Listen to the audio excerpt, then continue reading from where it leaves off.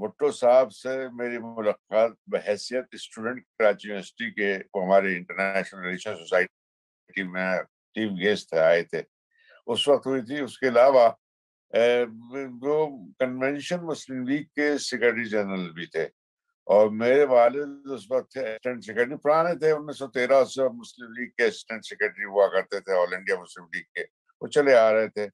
تو ان کو اکثر بیشتر میں لے کر جایا کرتا تھا بھٹو صاحب کے گھر پر، اور وہاں اکثر ان سے ملاقات بھی ہوتی تھی، اور وہ چائے وغیرہ بھی پیا کرتے تھے۔ بھٹو صاحب بہت ہی محبت کرنے والے بزرگ تھے، بہت ہی شفقت تھی ان میں۔ اور مجھے یاد ہے کہ ایک دفعہ میں نے ایک ایڈیٹوریل لکھا ڈیلی نیوز میں، جس کی ہیڈ لائن تھی مسٹر بھٹو اسٹرپ بٹ ڈونٹیز، یہ تاشکند ڈکلیریشن کے بارے میں تھی۔ تو اس پر مجھے بھٹو صاحب اسپتال الہلال میں ایڈمٹ تھے، ان کا ہرنیا کا آپریشن ہوا تھا، مجھے بلایا اور مجھ سے کہا کہ کیا تم بدماشی کرتے رہتے ہو؟ میں نے کہا میں تو یہ کہہ رہا ہوں کہ آپ بتلائیں کیا ہے۔ کہنے یہ وقت آنے کو بتلائیں گے، ابھی نہیں پوچھنے کی ضرورت۔ خیر بات چیت ہوئی، اس کے بعد دوستی بڑھنا شروع ہوئی۔ جب وہ اسپتال سے ڈسچارج ہوئے، وہ گھر آئے، تو ملاقاتیں میری رہیں، اور پھر تو بے تحاشا ملاقاتیں ہوئی، اور وہ ہمیشہ مجھے بڑا ڈیپینڈ کرتے تھے، اور بڑا کانفیڈنس تھا ان میں مجھ پر، اور اکثر و بیشتر بہت ساری ایسی باتیں بتاتے تھے، جیسے ہمارے جنرل عمر تھے، کس طریقے سے ان خلاف سازشیں کیا کرتے تھے جنرل ضیاء کے زمانے میں، کس طریقے سے ان کو چاہتے تھے کہ پاور میں نہ آئے۔ تو میں جانتا تھا مجھے بھٹو صاحب اچھا۔ دوسری بات یہ ہے کہ اسی زمانے میں ان کا جھگڑا بھی چل رہا تھا یوسف ہارون سے، وہ یوسف ہارون کو کہا کرتے تھے کہ سی آئی ای کے لیے کام کرتے ہیں۔ حقیقت اللہ جانتا ہے کرتے تھے کہ نہیں کرتے، مگر مجھے پتا ہے کہ ہم ان کو بھٹو صاحب کو سپورٹ کیا کرتے تھے، جس پر بہت اکثر بیشتر ہمارے دونوں گروپوں میں بڑا ہنگامہ ہوا کرتا تھا۔ ڈان والے ہمارے خلاف تھے، اسٹار ہمارے پیچھے لگا رہا کرتا تھا، اور ہم ان کے پیچھے، اکیلا ڈیلی نیوز ان کے پیچھے لگا رہا کرتا تھا۔ بھٹو صاحب نے دیکھا کہ اس آدمی میں بڑی ڈپینڈیبلٹی ہے، کانفیڈنس ہے اس میں، تو مجھے بڑا لحاظ کرتے تھے، اور بڑے بڑے جرنلسٹوں کے سامنے میری وہ کیا کرتے تھے تعریف، جس پر لوگوں کو بڑا جب بھی ہوتا تھا کہ آپ کام کے چھوٹے سے اخبار کے ایک ایڈیٹر کو اتنی گھاس ڈالتے ہیں۔ مگر یہ ان کو نہیں پتا تھا کہ بھٹو صاحب میں کتنی سمجھ تھی۔ انہوں نے یہ دیکھا کہ ایک آدمی ہے جو کہ سمجھتا ہے، جو کہ پورے گیم کو سمجھتا ہے، وہ مجھے سپورٹ کرتا ہے۔ اور حقیقت میں ہم جانورلی سپورٹ کرتے تھے، ہم سمجھتے تھے بھٹو صاحب جو ہیں ہمارے لیے مسیحا کے طور پر آئے ہیں، اور اللہ تعالیٰ زندگی دے، طاقت دے کہ وہ پاکستان کی خدمت کر سکیں۔ مگر ایسا نہیں ہوا۔ جنرل ضیاء الحق نے ان کا خلا خانہ کر دیا۔ آپ نے دیکھا ہی کس طریقے سے کس طریقے سے سازش کی گئی، امریکہ کو انوالو کیا گیا، دوسرے سب چیزیں تھی۔ مگر بھٹو صاحب جو تھے، بھٹو صاحب کے بارے میں آپ سے عرض کروں کہ بھٹو صاحب بڑے اسٹریٹ فارورڈ اور سمجھتے تھے سچ سارے گیم کو، اور سمجھ یہی کہا کرتے تھے کہ دیکھو ان سے ہمیں نمٹنا ہے تو اس لیے ہولے ہولے چلو۔ حالانکہ خود بہت تیزی میں تھے، بہت تیزی میں تھے، یہاں تک کہ پرائم منسٹر چو این لائی نے چائنا کے ان کو ایڈوائز کیا تھا کہ بھٹو صاحب آپ ذرا آہستہ ہو جائیں، ہولے ہو جائیں، اتنی جلدی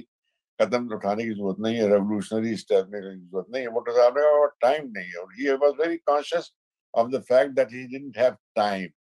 ٹائم انفارچونیٹلی نہیں تھا، اور اس میں دیکھا کہ وہ کتنی youngest, he was one of the youngest prime minister who died and was killed. میں آپ سے کروں کہ بھٹو صاحب کے بارے میں میں اس کا ترم بھٹو صاحب کے بارے میں بہت ساری متس اڑائی گئی، ضیاء الحق کے زمانے میں، ایوب خان کے زمانے میں، یعنی ہر طریقے سے کوشش کی گئی کہ ان کو کریکٹریشن کیا جائے، یہاں سے تک کہ آپ دیکھیں کتنی کمینگی کی حد تک، یہاں تک کہ جماعت اسلامی کے جو جسارت ہوا کرتا تھا، اور ایک اور پرچہ ہوا کرتا تھا ان کا، وہ لکھا کرتا تھا یہ گھانسی رام کی اولاد ہیں، اور ان کی بیگم کے بارے میں بھی بڑے مختلف قسم کی افواہیں اڑایا کرتے تھے۔ حالانکہ بھٹو صاحب کو ان چیزوں سے کچھ دخل نہیں تھا، کوئی ایسی بات نہیں تھی، بڑے زبردست کٹر قسم کے مسلمان تھے، وہ نماز نہیں پڑھتے تھے، مگر یہ تھا وہ اپنے اسلامک فیتھ میں بڑا بلیو کرتے تھے، اور چاہتے تھے کہ پاکستان جو ہے ایک اسلامی ملک دنیا کا سب سے بڑا، سب سے فعال ملک ہو، اور یہاں پر جمہوریت ہو، اس کی کوشش کرتے رہے اور کرتے کرتے ان کی شہادت ہو۔ میں آپ سے کروں کہ بھٹو صاحب کے بارے میں بڑی ضیاء الحق نے، نواز ایوب خان نے بڑی متس اڑائی گئی۔ جیسے ضیاء الحق کے زمانے میں یہ اڑایا گیا کہ بھٹو صاحب نے جناب پولیس ریزولوشن آ گیا تھا اور وہ بھٹو صاحب نے اس کو پھاڑ دیا۔ ارے بھائی کوئی ایسی بکواس نہیں تھی، پولیس ریزولوشن میں کچھ بھی نہیں تھا۔ پولیس ریزولوشن نے تو یہ کہا تھا کہ آپ اپنی فوج کرو اور بنگلہ دیش ریکگنائز کرو۔ بھٹو صاحب نے اس کو نہیں مانا تھا، بھٹو صاحب نے تو صرف اپنی بات منوائی تھی کہ بھائی میں یہ 1000 تک جنگ لڑوں گا، میں اس کو ڈیفیٹ کو نہیں ایکسپٹ کروں گا۔ بھٹو صاحب کے بارے میں ایک اور یہ بھی تھا، جماعت اسلامی اکثر و بیشتر اس قسم کے پروپیگنڈا کرتی تھی کہ جناب بھٹو صاحب نے اندرا گاندھی کے پیر پکڑ لیے، رول لیے اور کہا کہ میرا آپ سمجھا ایگریمنٹ میں یہ کر لیں، مجھے بچا لیں آپ، میں بچ جاؤں ورنہ میں مارا جاؤں۔ ایسی کوئی حقیقت نہیں۔ بھٹو صاحب نے جس طریقے سے شملہ ایگریمنٹ کی کارروائی کی وہ میرے خیال سے بہت ہی اعلیٰ قسم کی ڈپلومیٹی کر سکتے تھے۔ بھٹو صاحب جب ہمارے لاہور ایئرپورٹ سے چندی گڑھ کے لیے روانہ ہوئے تو ایک دم سے دیکھا کہ بھٹو صاحب جو ہے ہماری ایئر لائن کے ایریا میں آ گئے اور ہم لوگوں سے مخاطب ہوئے، کہیں دیکھو تم لوگ جا رہے ہو انڈیا، اور ہم لوگ جا رہے ہیں بحیثیت ایک وینکش نیشن کے، ہمیں ڈیفیٹ ہوئی ہے، ہمیں کوئی ایسی خوشی کا اظہار نہیں کرنا چاہیے، ہمیں کوئی ایسا اظہار نہیں کرنا چاہیے جس سے یہ پتا ہو کہ ہم بالکل بے شرم ہیں، ہمیں بالکل خیال لحاظ کرنا چاہیے ان سب چیزوں کا، اور انڈیا سے بالکل ایکول لیول میں بات چیت کرنا چاہیے۔ اور وہی ہوا، جب ہم پہنچے تو وہاں ہمارا تقریبا بھٹو صاحب کے بعد اندرا گاندھی آئیں، بیوی ہمارے ساتھ تھیں، اور وہ بھٹو صاحب نے ہمیں انٹروڈیوس بھی کرایا تھا، شملہ ہی میں بیوی سے انٹروڈیوس کرایا تھا بھٹو صاحب نے۔ مگر میں آپ کو عرض کر رہا تھا کہ وہ شملہ ایگریمنٹ کا مسئلہ جو تھا، ایک دم سے ایک آخری دن 5 بجے قریب شام کو ہمارے پاس وہ آیا اے ڈی سی کہ آپ لوگ پیک اپ کر لیجئے، کل صبح جا رہے ہیں واپس، کوئی بات چیت ناکام ہو گئی۔ مگر بھٹو صاحب اس وقت اندرا گاندھی کے پاس فیئر ویل کارنر کرنے گئے تھے، وہاں انہوں نے اندرا گاندھی سے کچھ باتیں کی جن کا ریکارڈ انہی کو پتا ہوگا اور جن کے بارے میں وہ ذکر بھی نہیں کرتے تھے۔ مگر مجھے یاد ہے کہ میں نے پاکستان آنے کے بعد ایک دن سے کہا کہ یہ سب ہنگامہ جماعت اسلامی کریں، کچھ تو بدلائی تاکہ ہم جواب دے سکیں انہیں۔ تو اس پر بھٹو صاحب نے کہا دیکھے کہنے کو یہ کہنے لگے یہ ہمارا ایکول اسٹیٹس کی بات تھی، ہم نے ایک لیول پر آن کے بات کی، میں نے اندرا گاندھی سے یہ کہا کہ دیکھیں ہم لوگوں کو ایک ہی موقع ملا ہے، ایک ایسا کام کر گزرے جس سے ہماری تاریخ بدل جائے۔ تو اندرا گاندھی نے بڑے یقین کے ساتھ میری بات مان لی اور ہم دونوں ایک دوسرے کے ساتھ مل کر بیٹھ گئے اور ہم نے طے کیا کہ ہم کوئی ایسا ایشو نہیں اٹھائیں گے جس سے ہمارے دونوں ملکوں کی ہو۔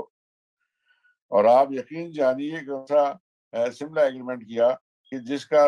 ثانی ابھی تک کوئی ایگریمنٹ نہیں، بہت سارے کرٹک بڑے ابھی لوگ بھی اس کے خلاف لکھتے ہیں، اب بھی کہتے ہیں کہ صاحب زیادہ کچھ حاصل نہیں ہوا۔ بھائی 40 45 50 سال سے پیس ہے اس ریجن میں، وہ شملہ ایگریمنٹ کی وجہ سے پیس ہے۔ بھٹو صاحب سے ایک اور کہا جاتا تھا کہ جناب انہوں نے نیوکلیر ریپروسیسنگ پلانٹ پہ وعدہ کیا، حالانکہ ایسی بات نہیں۔ بھٹو صاحب کا تو